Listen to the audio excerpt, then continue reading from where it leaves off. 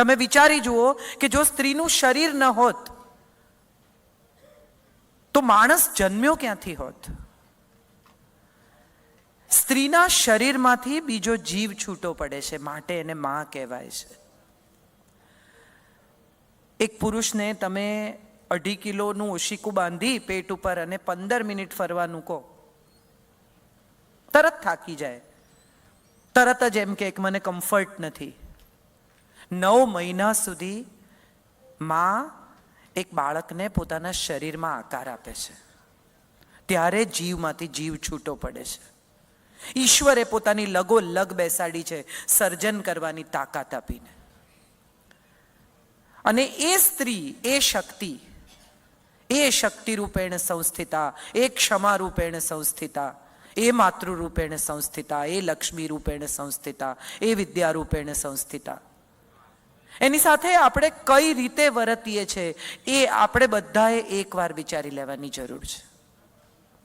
આપણે બધા બહુ જૂની પરંપરાઓ, દેવી ભાગવતની કથાઓ, માતાજીના જાગરતા, ચુંદડીઓ ચડાવીએ, વૈષ્ણો દેવી જઈએ. હું એવું માનું છું કે 12 મહિના ગરમ જમાડતી પત્નીને જો પતિ એક દિવસ વરસમાં થેન્ક યુ કહે ને તો એ વૈષ્ણો દેવીની યાત્રા બરાબર છે. આના 12 મહિના ગરમ ડાઇનિંગ ટેબલ પર રાત્રે 11 વાગે આવે ત્યારે પૂછે કે ગરમ કરી આપો, ઊંઘમાંથી ઉઠીને. હું માનું છું આ માતૃ રૂપેણ સંસ્થિતા છે. કૃષ્ણ સાંદીપનીને ત્યાંથી ગ્રેજ્યુએટ થાય છે અને પૂછે છે કે હું શું ગુરુ દક્ષિણા આપું આપને. સાંદીપની એને કહે છે કે તમે 64 કળાના જાણકાર, તમે મારે ત્યાં આવ્યા ને ભણ્યા, આ જ મારે માટે તો બહુ મોટો આદર છે, આ મારે માટે આશીષ છે. હું તમારી પાસે શું ગુરુ દક્ષિણા લેવાનો? અને ત્યારે સાંદીપનીના પત્ની, ગુરુપત્ની કૃષ્ણને કહે છે કે મારો દીકરો સાંદીપન એને ઉપાડી ગયો છે, પંચજન્ય રાક્ષસ એને લઈ આવો. કૃષ્ણ જાય છે, પાંચજન્ય સાથે યુદ્ધ કરે છે, પાંચજન્ય શંખ લાવે છે, સાંદીપનને છોડાવીને લઈ આવે છે અને ગુરુપત્ની એને આશીષ આપે છે કે હું મારા તમામ તપોબળથી, મારા પતિવ્રતથી, મારી તમામ તાકાતથી તને કોઈક વરદાન આપવા માંગુ છું, તું માંગ. અને કદી કોઈ પાસે ક્યારેય કશું નથી માગ્યું એવા કૃષ્ણ મા સામે માથું નમાવીને એમ કહે છે કે માતૃ હસ્તે ને ભોજનમ આપો, તું આપ, મને જોઈએ છે. માતૃ હસ્તે ને ભોજનમ, મને જીવનભર માના હાથનું ખાવાનું મળે એવા આશીર્વાદ આપો. એનો અર્થ શું થાય કે માં ગેસ કુકર લઈને જોડે જોડે ફરે, કૃષ્ણ જ્યાં જાય ત્યાં? માં રાંધી આપે? ના. જે સ્ત્રી રાંધે તે માં થઈને રાંધે, જે જમાડે તે માં થઈને જમાડે, જે લાડ કરાવે માં થઈને કરાવે. સાહેબ, આખા વિશ્વમાં એકમાત્ર ઈશ્વર જેનું બાળ સ્વરૂપ પૂજાય છે, બીજા કોઈનું બાળ સ્વરૂપ નથી પૂજાતું, કારણ કે માના આશીર્વાદ છે. આ માએ માથે હાથ મૂક્યો છે કે જા. બહુ સુંદર. હું એવું માનું છું કે સ્ત્રી છે ને એના 2 સ્વરૂપ છે, એક દુર્ગા છે ને એક કાલી છે. તમારે કયા સ્વરૂપ સાથે કામ પાડવું છે ને એ માણસ જાતે જ નક્કી કરતો હોય છે. અને આ માણસ છે, આ પુરુષની વાત નથી. હું વ્યક્તિ માત્રની ચર્ચા કરું છું. આપણે કયું સ્વરૂપ જોઈએ છે? એ પ્રેમાળ છે, એ અત્યંત સ્નેહાળ છે, એ જીવ આપી શકે છે. હું હંમેશા કહું કે પિતા ખભો આપે ને માં ખોળો આપે. પિતાના ખભે ચડીને તમે દુનિયા જોઈ શકો, અને તમે દુનિયા જોઈને પાછા ફરો ત્યારે તમને એક જ ચીજની ખેવના હોય, માના ખોળાની, કે થાક્યા, હવે તારા ખોળામાં માથું મૂકવું છે માં. કેટલા બધા લોકો, તમે પણ જાણતા હશો, હું પણ જાણું છું, કે મોટા ભાગના લોકો કમાવાની સ્પીડમાં હોય, દોડવાની સ્પીડમાં હોય, જીવનમાં કશું કરી નાખવું હોય, ક્યાંક પહોંચી જવું હોય, એ જે સમયગાળો જિંદગીનો ઉત્તમ હોય, જ્યારે માં વૃદ્ધ થઈ રહી હોય, જેણે તમારે માટે પુષ્કળ સમય આપ્યો છે એને માટે તમારી પાસે સમય જ ન હોય, અને એ તમને ફાલતુ સવાલ પૂછે, જમ્યો? અરે હા ભાઈ હવે. ત્યારે તમે આવો જવાબ આપો, ડબ્બો ભરી આપું બેટા, કંઈ ખાધું બેટા? અને ત્યારે દરેક વખતે તમારી પાસે અરે હા યાર, બહાર બહુ ખાવાનું મળે છે, ખાધું જ હોય, કોઈ ભૂખ્યું ના આવે, જાગતી હોય, તમારી રાહ જોતી હોય, ભાઈ તારે સૂઈ જવું યાર, તને કેટલી વાર કીધું છે. અને પછી જ્યારે એ ન હોય ત્યારે બે આંખોની પ્રતીક્ષા તમે આખી જિંદગી તમારી પરીક્ષા કરે. તમને આખી જિંદગી એમ લાગે કે બે આંખો તમારી પ્રતીક્ષા કરતી હતી. એ વખતે તમારે એ પ્રતીક્ષાને થોડોક સ્નેહ આપીને એની પાસે બેસીને એની સાથે અડધો કલાક વાત કરવાની હતી. મને હંમેશા એવું લાગ્યું છે કે હું બહુ જ નસીબદાર છું. મને મારા પિતાની તો સેવા કરવાનો સમય, અવસર બધું મળ્યું, પણ મારી મા 10 વર્ષ મારી સાથે રહી. અને બહુ એક નાનકડો અફસોસ એવો રહી ગયો કે એની સાથે કોઈ બાઈ, કોઈ વ્યક્તિ સાથે સેટ ન થાય. 80 વર્ષની, મારે અમેરિકા જવું જ પડે એવું હતું. અને એને છેલ્લા થોડા દિવસ માટે મેં અહીંયા શાંતિ નિકેતનમાં મૂકી, કારણ કે બીજો મારી પાસે કોઈ રસ્તો નહોતો. હું 80 વર્ષની બાઈને એકલી મૂકી શકું એમ નહોતી. અને હું અમેરિકાથી પાછી આવી ત્યારે શાંતિ નિકેતનમાં એણે દેહ છોડ્યો. છાપાઓમાં છપાયું, કાજલબેનના મમ્મી વૃદ્ધાશ્રમમાં ગુજરી ગયા. મને ઘણી વાર હસવું આવે કે આપણે સ્ત્રીને કેટલી આસાનીથી આંગળી ચીંધી દઈએ છીએ. સ્ત્રીના ચારિત્ર વિશે વાત કરવા માટે આપણે બધા એકદમ ઇઝીલી, એકદમ આરામથી તૈયાર હોઈએ છીએ. દારૂનો ગ્લાસ હોય કે ચાનો કપ હોય, સ્ત્રીનું ચારિત્ર એ ચર્ચા કરવાનો સૌથી રસપ્રદ વિષય છે. અને એમાં દીપિકા પદુકોણથી ચાલુ કરીને પડોસણ સુધી બધા આવી જાય.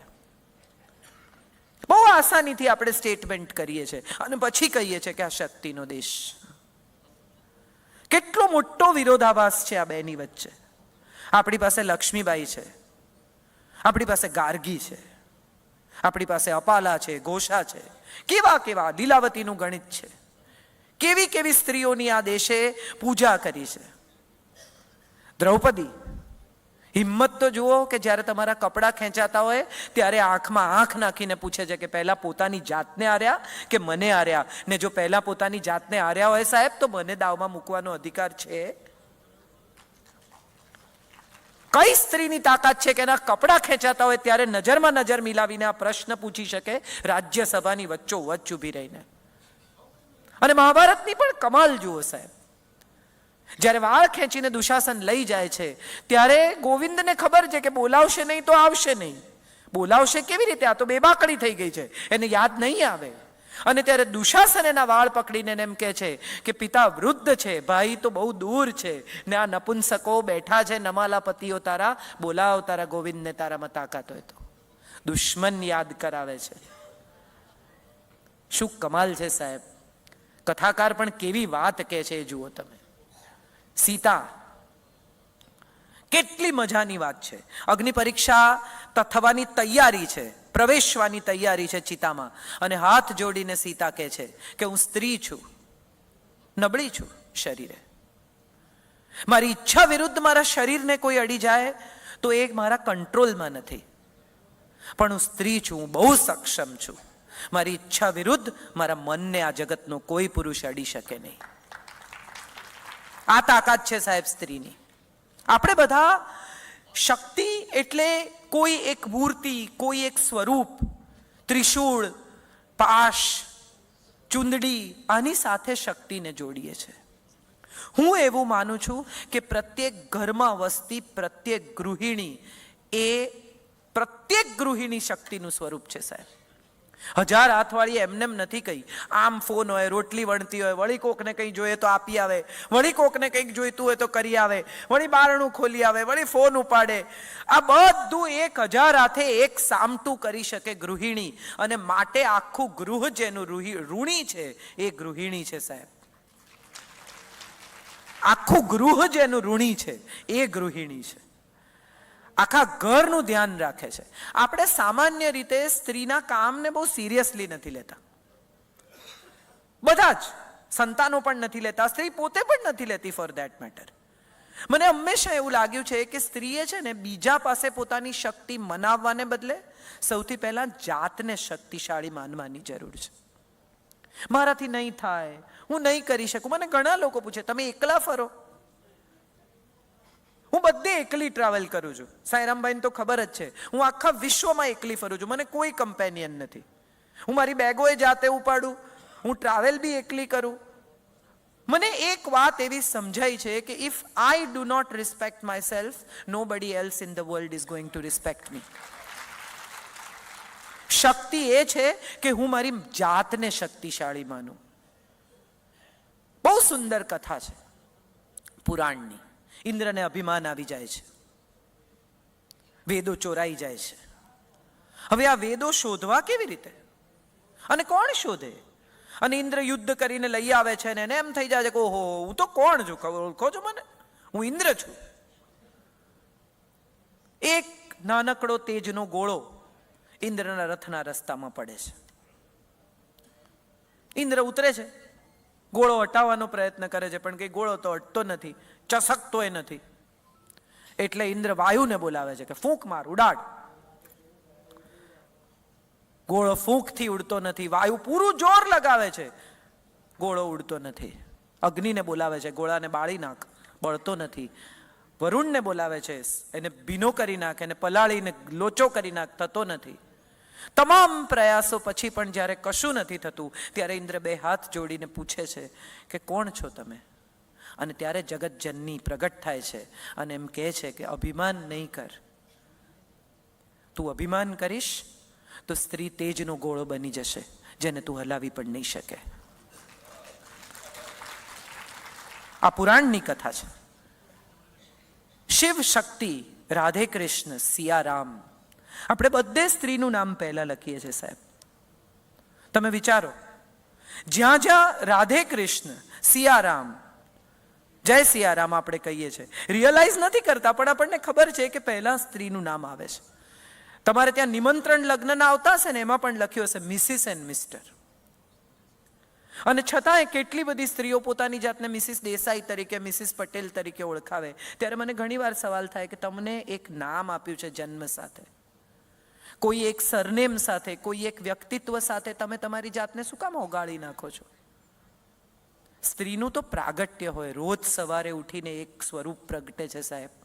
એક માનું, એક ભાભીનું, એક કાકીનું. બચ્ચું દવડાવતી હોય ત્યારે માં હોય, પાછળથી કોઈ ભાભી કહીને બૂમ પાડે તો તરત પાછળ ફરે, વળી કોઈક વહુ કહીને બોલાવે તો તરત પોતે કામ કરે. અને એક જ શ્લોક જે સ્ત્રી માટે કહેવાયો છે, આવા સ્વરૂપોનો શ્લોક પુરુષ માટે નથી કહેવાયો. ભોજ્યેશુ માતા, કાર્યેશુ મંત્રી, શયનેશુ રંભા. પુરુષ પાસે આટલા સ્વરૂપ જ નથી. એક જ સ્ત્રી આટલા સ્વરૂપ લઈ શકે છે, માટે આ શ્લોક એને માટે કહેવાયો છે. સવાલ એ છે કે આપણે કોના સમોવડિયા થવા નીકળ્યા છીએ? શક્તિ તો આપણે છીએ જ, સ્વયં શક્તિ છીએ. હવે કોની હરીફાઈ કરવાની છે? હવે કોની સાથે લડવાનું છે? હવે શું પુરવાર કરવાનું છે? જે સ્ત્રી પોતાની જાતને શક્તિ માનતી થઈ જાય ને, એને ક્યાંય કશું પુરવાર કરવાનું રહેતું જ નથી. સવાલ ત્યાંથી જ શરૂ થાય છે કે આપણે આપણી જાતને શક્તિ નથી માનતા, આપણે આપણી જાતને માતાજીનો અંશ નથી માનતા, આપણે આપણી સ્વયંને એ રિસ્પેક્ટ, એ પૂજા નથી આપતા. હું તો માનું છું જાતની જ પૂજા કરવી જોઈએ, કારણ કે આપણામાં જ માનો અંશ છે. એ પછી બીજા કોઈની પણ પૂજા કરવી જોઈએ. દૂસરોं की जय से पहले खुद को जय करे. મોટા ભાગની સ્ત્રીઓ સાથે આ સમસ્યા છે કે સુંદર હોય ને તો જ એ ઈચ્છનીય છે, કામ્ય છે, આવું એના મનમાં ઘૂસી જાય છે. લાંબા વાળ, અમુક પ્રકારની બ્યુટી, અમુક પ્રકારની સ્કિન, યંગ દેખાવું, આ પ્રયાસ સતત ચાલ્યા કરે છે. હું એવું માનું છું કે સ્ત્રી પાસે ઇનર બ્યુટી છે, ભીતરનું સૌંદર્ય, ઉજ્જવળતા. આ ઉજ્જવળતા જે દિવસે બહાર આવશે ને, એ દિવસે એને જાતને શણગારવાની જરૂર નહીં પડે. એને શણગારવી પડે છે કારણ કે એને ફિલિંગ એવી છે કે હું અટ્રેક્ટિવ નહીં હોઉં તો સ્વીકારાઈશ નહીં. અને આ આકર્ષણ એ તમારા વ્યક્તિત્વનો ભાગ છે, તમારું સમગ્ર વ્યક્તિત્વ નથી. હોઈ શકે આકર્ષક દેખાવું એ સ્ત્રીનો અધિકાર છે.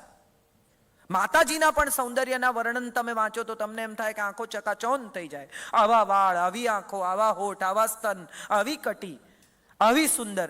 કેટલા બધા સુંદર વર્ણનો છે લક્ષ્મીના, અંબાજીના, બધા તમને દેવી ભાગવતમાં મળે છે.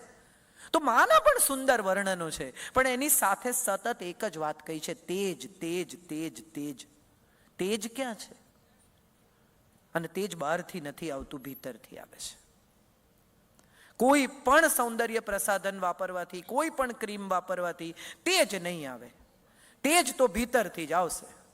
હમણાં એક ઓસમ નામના પરફ્યુમની એડ આવે છે, મને ખબર નથી કેટલા લોકોએ જોઈ છે. પાસ આઈ તું મહેકી મહેકી. પત્નીને ભેટે છોડે નહીં, કારણ કે એણે ઓસમ લગાડ્યું છે. એને પત્ની નથી વાલી, એને પરફ્યુમ વાલું છે. બાટલી આપો, હે સાંઈરામભાઈ, રૂમાલમાં છાંટીને સૂંઘ્યા કરે, એને ક્યાં પત્નીની જરૂર છે? પત્ની વાલી હોય તો પરફ્યુમ લગાડે કે નહીં? હળદરની વાસ સાથે વાલી જ લાગે સાહેબ. પછી પરફ્યુમની જરૂર નથી, પછી તો હળદર મીઠાની વાસ જોડે વાલી લાગે. કેમ? કારણ કે પત્ની વાલી છે, સુગંધ નહીં. આપણે ભૂલી ગયા આ વાત, અને આપણે ભૂલી ગયા ને એટલે બધા ભૂલી ગયા. આપણે યાદ રાખવાની છે. કોણ શું બોલે છે, કોણ શું કહેશે. તમને કૂતરું કરડી જાય કોકને, દાખલા તરીકે, તો તમે તમારું જીવન નષ્ટ થઈ જાય? હા કે ના? 5 ઇન્જેક્શન લો, બીજું શું કરો? તો રખડતા ભટકતા કૂતરા ક્યાંક કોક સ્ત્રીને કરડી જાય તો એમાં જીવન બીવન કઈ નષ્ટ થતું નથી. એને ઉઠવાનું, 5 ઇન્જેક્શન લેવાના અને જીવન સાથે સંઘર્ષ કરીને ફરી જીવવાનો પ્રયાસ કરવાનો છે. તમે જુઓ, બળાત્કાર સ્ત્રીઓના થાય છે, બરાબર? કેટલા બધા રાજપથ ક્લબમાં, YMCAમાં, પ્રફુલભાઈ સ્વિમિંગ પુલમાં કેવા કેવા અદ્ભુત લોકો નહાતા હોય છે. ગ્રીક ગોડ જેવું આમ બોડી હોય, કમર હોય સરસ ને, પોળા ખભા હોય ને, આમ હેન્ડસમ છોકરા આમ પાણીમાંથી નીકળે શાહરૂખની જેમ, તો તમને જોઈને એકવાર એમ થઈ જાય કે ક્યાં બાત હે. એમ કોઈ 4 સ્ત્રીઓ ભેગી થઈને પુરુષને ઉઠાવી ગઈ એવું સાંભળ્યું? હા કે ના? કરેક્ટ. એનો અર્થ એમ થયો કે સ્ત્રી પાસે ક્ષમા પણ છે ને સંયમ પણ છે સાહેબ. કોઈ ગમે એટલે પકડી ન લેવાય. ગમે એવા તો કેટલાય હોય જે તમને ગમે, એને કે તમારા બનાવી લેવાની ભાવના સ્ત્રીમાં કદી નથી હોતી. સ્ત્રીમાં કોઈના થઈ જવાની ભાવના હોય છે. સ્ત્રીને આપતા આવડે છે, કોઈના થઈ જતા આવડે છે. એને માલિક થવાનો એનો સ્વભાવ પણ નથી ને એનો પ્રભાવ પણ નથી. એને એવી કોઈ જરૂરત જ નથી કે એને માલિક થવું પડે, કારણ કે એને ખબર જ છે કે આખા ગામમાં ફરીને છેલ્લે આવશે. જાઓ જાઓ, ભાવ પૂછી આવો. મેં ઘણી પત્નીઓને આવું કહેતા સાંભળી છે કે જાઓ જાઓ, તમને જરા ભાવ ખબર પડે, ફરી જાઓ તમે. હું ઘણી વાર કહું છું કે લોંગ નેલ્સ સાંઈરામભાઈ અને શોર્ટ સ્કર્ટ્સ, આ બે છે ને સામેના ટેબલ પર જ સારા લાગે, બાકી ગરમ રોટલી તો ઘરના ડાઇનિંગ ટેબલ પર જ મળે. આમાં કાંઈ બીજું થઈ શકે નહીં. અને આ માતૃરૂપેણ સંસ્થિતા, બધી વિદ્યા રૂપેણ એક નવો શ્લોક ઉમેરવો જોઈએ. યા દેવી સર્વભૂતેષુ પત્ની રૂપેણ સંસ્થિતા, નમસ્તસ્યૈ નમસ્તસ્યૈ નમસ્તસ્યૈ નમો નમઃ. પત્ની પણ દેવી છે સાહેબ. તમારા સંતાનને જન્મ આપે છે, તમારા કુળને વધારે છે, તમારા માતા પિતાની સેવા કરે છે, 12 મહિના ગરમ જમાડે છે, રાત વરાત તમારી બાજુમાં ઊભી રહે છે. પૈસા ખોઈને આવે તો કોઈ પત્ની બેગ ભરે છે કે હવે તમારી પાસે પૈસા નથી, હું નહીં રહું? આવું સાંભળ્યું કોઈ દિવસ ક્યાંય? મારે 2 બહુ સુંદર પર્સનલ વાતો કરવી છે જે સ્ત્રી શક્તિની વાત છે સાહેબ. મારો એક બહુ અંગત મિત્ર છે, એની પત્ની છે, સાવ અત્યંત ગૃહિણી છે. અત્યંત ગૃહિણી એ સાચો શબ્દ છે. એ એનું ઘર, એના શાકભાજી, એની દુકાન, એની લોન્ડ્રી, એના છોકરાનું હોમવર્ક, એની બહાર એની દુનિયા નથી. અને એનો વર વારે વારે કહે અમાર દેશી, અમાર દેશી, અમાર દેશી. ને મારો જ મિત્ર છે. મને ઘણી વાર એમ થાય કે બરોબર નથી, પણ હવે આપણે કેટલી વાર એને ટોકીએ. એક દિવસે મારે ત્યાં આવી, અમી એનું નામ. મારે ફુકેતનું બુકિંગ કરવું છે, બેસ મારી જોડે. તો તારે ક્યાં ફુકેત, કોની જોડે જવું છે? તો કે મેં છે ને, મને વચન આપ્યું છે પિંકુએ કે મને પૂછ્યા વગર એના 40th બર્થડે પર મારી સાથે આવશે. હું ક્યાં લઈ જાઉં છું એ નહીં પૂછવાનું, એવું મેં એને કીધું છે. અને મારે એનું બુકિંગ કરવું છે. તો મેં કીધું કરીએ, મારા ક્રેડિટ કાર્ડથી કરું. પણ મેં કીધું તારી પાસે પૈસા છે? કે હા, મેં 5 વર્ષથી બચાવ્યા છે. સાહેબ અહીંથી વાર્તા પૂરી નથી થતી. 2 જણા દિલ્હી સુધી પહોંચ્યા ત્યારે પેલો મજાક કરે છે કે હરિદ્વાર નથી લઈ જતી ને. પછી ઇન્ટરનેશનલ ફ્લાઇટમાં બેઠા એટલે તો કહેવું જ પડે. ફુકેત ગયા, નાઈ ધોઈને ફ્રોક પહેર્યું સાહેબ પત્નીએ, પાતળી સરસ દેખાય છે. કે વાઇન મંગાવો છે તારે, હું પણ પીસા છે તારી સાથે. અત્યંત ભક્તિવાન, દર્ભના આસન પર બેસીને પૂજા કરે એવી છોકરી, એણે પતિને કહ્યું કે આજે તું જે કહે તે, તને જે જોઈએ તેવી બનવા હું તૈયાર છું. સાહેબ રડી પડ્યો, બે હાથ જોડી દીધા અને એણે એમ કહ્યું કે ના બસ આનાથી વધારે કંઈ ન કરતી. અને ત્યારે એણે કહ્યું કે હું આ પહેલાં પણ કરી શકી હોત, પણ ત્યારે તારા મમ્મી પપ્પાનું ને તારા છોકરાનું ધ્યાન કોણ રાખત? આવડે છે સ્ત્રીને કરતા, નથી આવડતું એવું નથી. સવાલ માત્ર એટલો છે કે એને પોતાની જવાબદારીનું સંપૂર્ણ ભાન છે. અને જવાબદારીનું ભાન છે કારણ કે માં છે પહેલા, પછી બધું છે. તમે જુઓ, નાની 3 વર્ષની છોકરીને તમે ઢીંગલી આપો ને, એને કહેવું નથી પડતું કે કેવી રીતે ઉપાડવી, શીખવવું પડે છે. 2, 2.5, 1.5 વર્ષના બાળકને નાનકડી ઢીંગલી તમે એના હાથમાં મૂકો, એને બરાબર ખબર. માતૃત્વ એ સ્ત્રીનું ઇન્સ્ટિંક્ટ છે, એને ઉપરથી ઉમેરેલો ગુણ નથી. આ એની ભીતર, એની સાથે ઇનબિલ્ટ એનું ફીચર છે. અને આ એટલા, તમે 3 વર્ષના છોકરાને ઢીંગલી આપી જુઓ, આમ પહેલા ઊંચ કે ઊંધી, કાતર બાતર હાથમાં આવે તો વાળ કાપી નાખે. પહેલું કામ જ એ, હાથમાંથી હાથ કાઢે, પછી પગ કાઢે, પછી હાથની જગ્યાએ પગ લગાવે, પગની જગ્યાએ હાથ લગાવે, પછી જુએ કે આ નવી જાતનું પ્રાણી કેવું લાગે છે. આમાં કોઈ ખરાબ કે સારું નથી, આ ઇનબિલ્ટ ફીચરની વાત છે, આ પદાર્થનો ગુણ છે. અને સ્ત્રી નામના પદાર્થનો ગુણ માતૃત્વ છે સાહેબ. આ આપણને ગમે કે ન ગમે, આપણે સ્વીકારીએ કે ન સ્વીકારીએ. તમે જુઓ, કોઈ પણ ઐશ્વર્યા રાય પણ માં હોય ને, એની દીકરી એની સાથે હોય ને, આરાધ્યા, એના ચહેરાના ભાવ જ જુદા હોય છે. તમે કોઈ દિવસે ફોટા નોંધ્યા છે તો તમને સમજાય કે મેકઅપ કરીને ફોટોશૂટ કરતી હોય ત્યારે આમને હોઠ ખુલ્લા હોય, અને જોડે બચ્ચું હોય ને ત્યારે એનું આખું વ્યક્તિત્વ જ ફરી જાય. કારણ કે આ પદાર્થનો ગુણ છે. આપણા બધાની અંદર શક્તિ છે, અને શક્તિ છે ને એ ભક્તિ પણ છે અને મુક્તિ પણ છે સાહેબ. કૃષ્ણ મુક્તિ છે, શિવ ભક્તિ છે, અને શક્તિની અંદર આ બંને તત્વ સમાયેલા છે, ભક્તિ પણ ને મુક્તિ પણ. દેવોને આયુધ જોઈએ તો કોની પાસે જાય? કાલી પાસે. એમને વિદ્યા જોઈએ તો કોની પાસે જાય? સરસ્વતી પાસે. એમને પૈસા જોઈએ તો કોની પાસે જાય? દેવો પણ જેને નમે છે એ દેવી છે સાહેબ. આપણે જરાક પણ કોઈનાથી પણ ઓજ પાવાની, સહેજ પણ ડરવાની, સહેજ પણ ગભરાઈ જવાની જરૂર નથી. પણ એનો અર્થ એવો પણ નથી કે સ્ત્રી હોવાનો અહંકાર રાખવો. હવે એક આખો નવો ટ્રેન્ડ શરૂ થયો છે, સમોવડા થવાનો. સિગરેટ પીવી, પેન્ટ પહેરવું, શરાબ પીવી, ગાળો બોલવી, આ સ્ત્રીત્વ નથી. બીજું કંઈ પણ હોય, એ કંઈ પણ બીજું હોઈ શકે છે, આ સ્ત્રીત્વ નથી. કારણ કે ભારતીય સંસ્કૃતિએ સીતા આપી છે, હલ્યા આપી છે. ભારતીય સંસ્કૃતિએ સુંદર પ્રકારની સ્ત્રીઓ આપી છે. અને જો સનાતન ધર્મમાં, ભારતીય સંવિધાનમાં અને ભારતીય પુરાણોમાં, ભારતીય પરંપરામાં, ભારતીય સંસ્કૃતિમાં વિશ્વાસ હોય જરાક જેટલો પણ, અને જાતને ભારતીય કહેતા હોઈએ, તો સ્ત્રી તરીકે સૌથી પહેલો ગુણ રુજુતા છે. સૌથી પહેલો ગુણ તમારામાં બેઝિક રુજુતા તો હોવી જ જોઈએ. તમને સ્ત્રી જેવો પુરુષ ગમે છે સહેજ આમ? હા કે ના? હા કે ના? તો પુરુષ જેવી સ્ત્રી ગમશે? તો રહેવા દો ને સ્ત્રીને સ્ત્રી જેવી સાહેબ. એને ક્યાં પુરુષ બનાવવા નીકળ્યા છો? દીકરાની જેમ અમે દીકરી ઉછેરીએ છે. મને હંમેશા એવું થાય કે દીકરાની જેમ તમે દીકરી ઉછેરશો તો પછી એના માટે વહુ લાવશો સાયરામભાઈ? એને કોકને ઘેર જ જવાનું છે, તો શું કામ એને એડજસ્ટ કરતા નહીં શીખવવાનું? કેમ એને નહીં શીખવવાનું કે નમ્રતા હોવી જોઈએ? કેમ એને નહીં શીખવવાનું કે બીજાના મન રાખતા શીખ?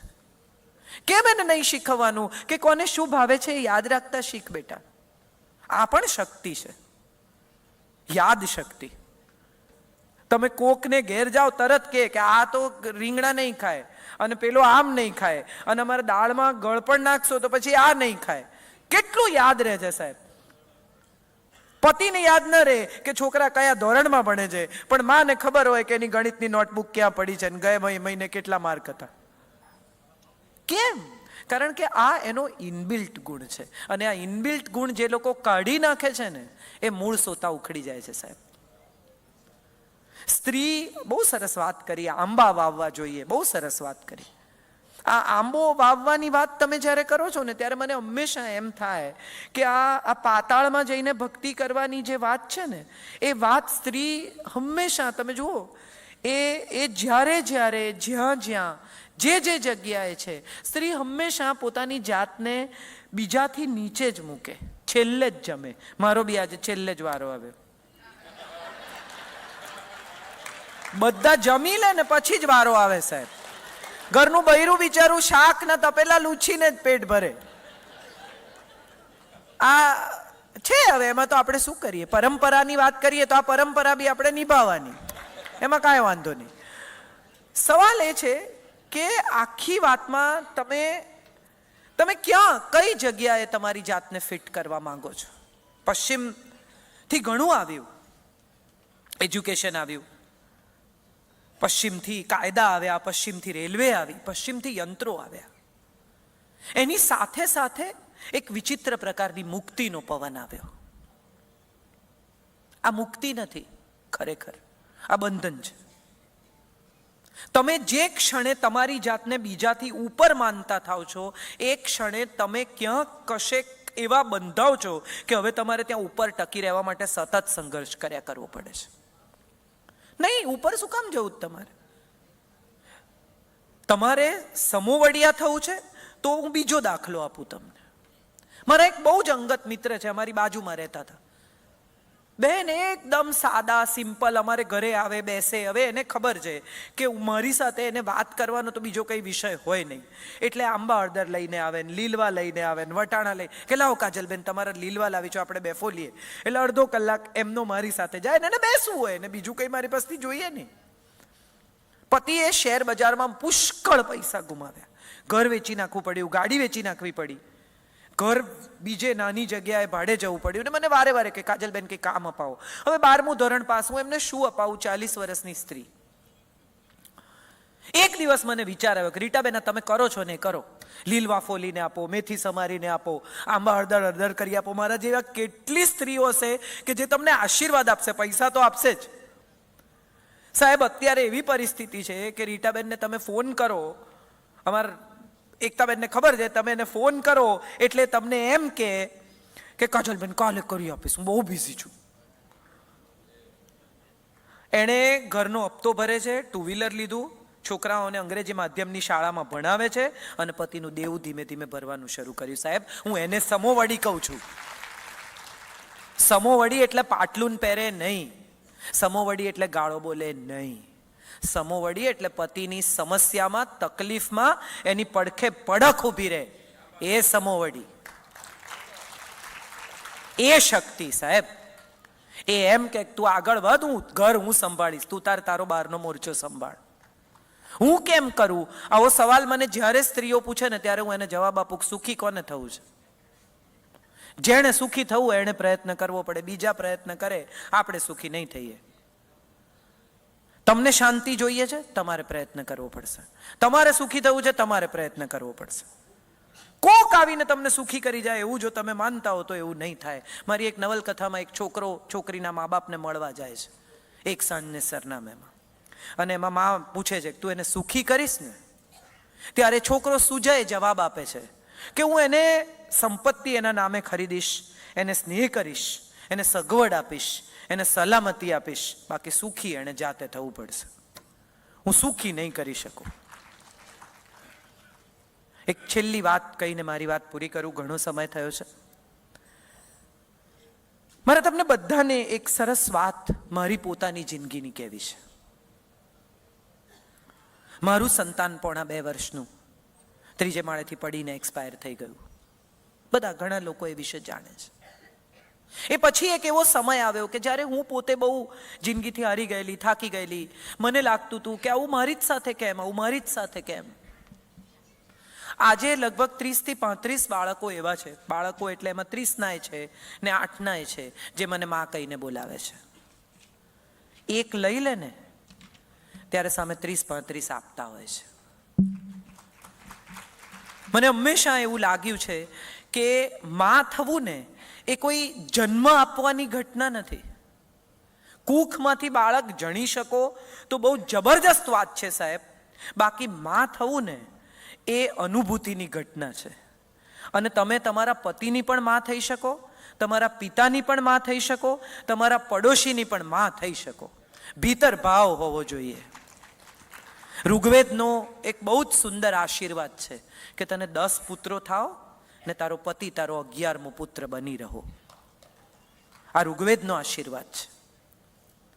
દરેક સ્ત્રીએ હું કેમ કરું, આમ કેમ, તમે બોલો, સવારની રસોઈ તમે કરો ને અંજની હું કરું, વાસણ તમે કરી નાખો, તમે થોડી મદદ કરો, એને બદલે છે ને પતિને માની જેમ જોતા શીખી જવું જોઈએ.